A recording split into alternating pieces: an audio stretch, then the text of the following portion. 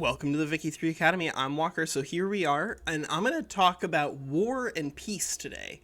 So I see some people asking questions about, like, how do I write a peace treaty? How do I declare war? I'm not sure how to do this, because anytime I try to do it, it says that I can't actually, like, make them do whatever it is that I want to do. So let's talk from the top. How do you declare war?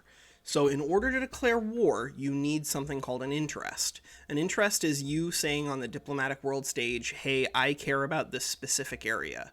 The easiest way to have an interest in the area is to have land there, either because you have a treaty port, or you have a puppet, or you literally own land in the space, like, actual territory.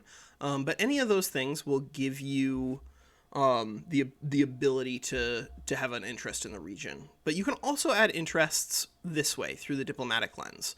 So you get a certain number of interests that are going to come from your naval bases and then from your status in terms of rank. And those are going to allow you to have claims, or rather to have interests in areas where you don't have land. And that's gonna modify your ability to interact with the world. So right now, for instance, the United States doesn't, I believe, have anything in the Caribbean.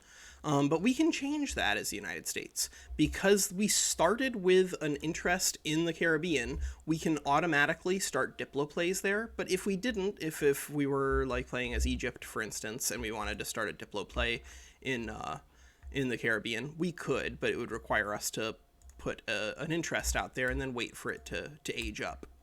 But you can declare interest kind of wherever you want to.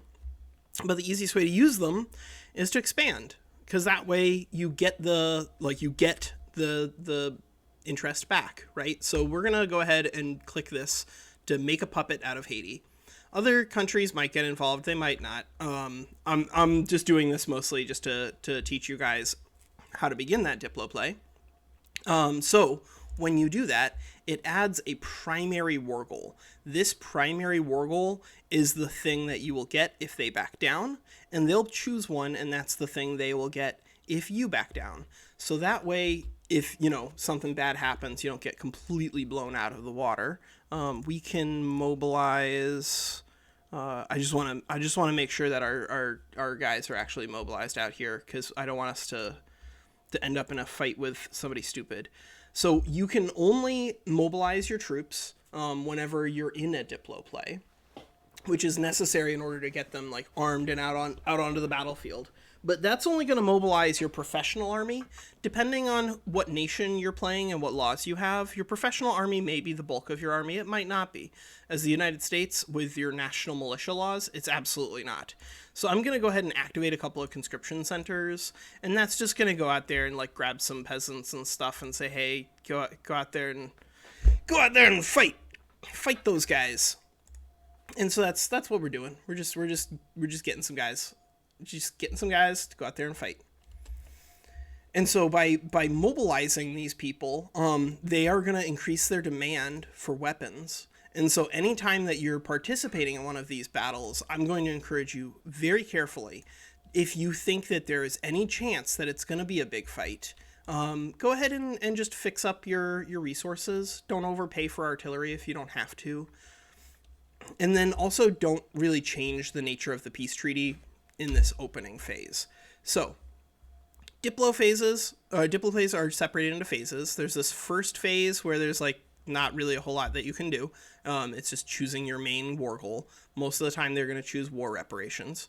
And then you can write a peace treaty, like a pseudo peace treaty in here. So in this case, the British have decided to assist Haiti.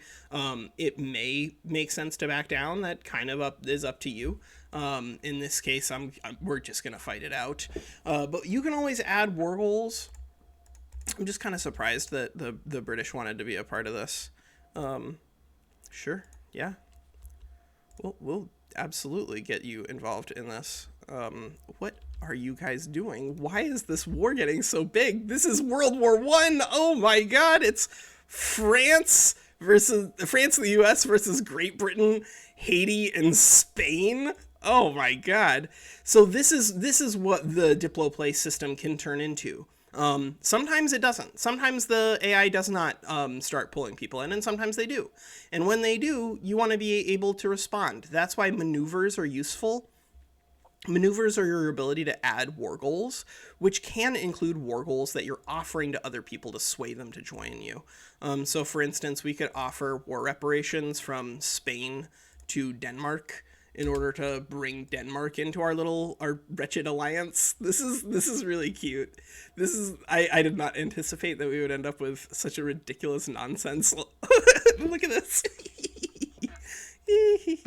But that's why maneuvers can be really useful, is finding allies.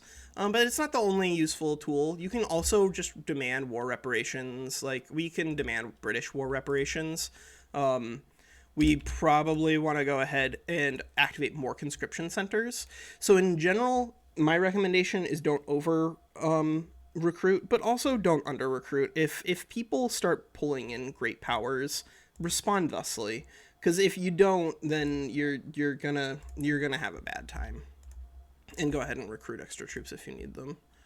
Thomas Jessup. All right. Well, the Midwest, is he from? No, yeah, he's Midwest. He's Dixie, and he's New England. All right. Well, we will find out. We will find out what's gonna happen when we have this gigantic battle. But that's not really what the thing that I'm making the video for is. Why I'm making the video? I'm making the video to encourage you to keep in mind that you have these maneuvers. You don't have to spend them all. You do not have to spend them all. We will do transfer subject on Cuba though,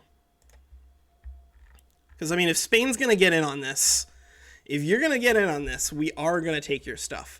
But I would be careful at over demanding things, because the more things that you demand, the more war goals there are going to be, and the more war goals there are going to be, the more your war support is going to drain. So if you end with some maneuvers that you don't spend, that's fine. That's totally fine. And then we're not actually gonna fight the war. I'm just gonna get us to the point where we actually get to negotiate, and that way we can talk about how peace is decided. So peace is going to be decided this way. We've got the allies and our allies, and everyone's fighting, and everyone's got their own war support. And the war support, you can see they have a base decay, how many casualties, and how radical they are. And so the more stable their country is, the easier it's going to be for them to remain in the war longer. And whoa, Jesus, wow. What a war that's been built up over there.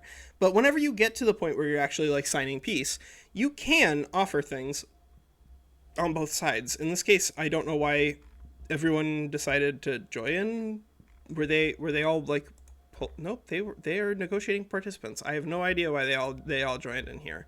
But you can take some combination of any of these things, depending on when Haiti, if Haiti were to capitulate, then we might be able to get it such that they get knocked out, and then we knock the Spanish out, and then we knock the UK out. Actually, maybe we will just fight it, just to show that we're fighting it. I am gonna increase an import route, however, from the French, because we need them. We need those guns. We need those cannons. We've got Winfield Scott going on over there, and you, I guess, could go here. Sure, why not? Why not? And then diplomatic lens. The diplomatic lens, that's, again, where you're going to start a lot of these from. These things, these diplomatic actions, those are the things that you can do, like, peacefully between people. And then diplomatic plays, which is the core of this, is, like, what you do when you're actually at war. All right, cool. So we overran the Caribbean, and so now that is done. And so now we can go to advanced front here? I don't know. Oh, the Whig Party. Cool. Yeah, all right. So I wonder if we can just naval invade. Let's see. Sometimes you can. Sometimes you can just naval invade. Oh, right. And the French are also fighting the Spanish. Haha. So don't be, the first thing that I want to tell you is don't be discouraged whenever you start a play. There's a good chance that there's actually a way for you to find allies out there. and that I'm not even reading any of these. It could be that I'm just clicking the top one every single time, and it's making people crazy because I'm going back and forth. But important to note here is that we have these battle. Come on, are we gonna get through the Spanish fleet? Doesn't look like it. Bummer. That's okay. We can still advance front here, and that's gonna help the French win against Spain at least. Because see, we capitulated Haiti, and now the war is still going, because that's the way the fight works. Is that if you knock somebody out, that doesn't necessarily mean that the war is over. It just kind of depends on what peace deal you have going on. And so if you need to get to the point where you set white peace or capitulate or whatever, you can. That's something that you absolutely can offer them. Just be aware of what is over here, because if you capitulate, then they get all of the things. All war goals targeting us will be enforced. In this case, all war goals would be nothing. So if all I wanted was to puppet Haiti, I succeeded. But if I want to help beat up the French, or if I want to help the French beat up the Spanish and the British, then I can. All right, that's Walker, and that's War and Peace.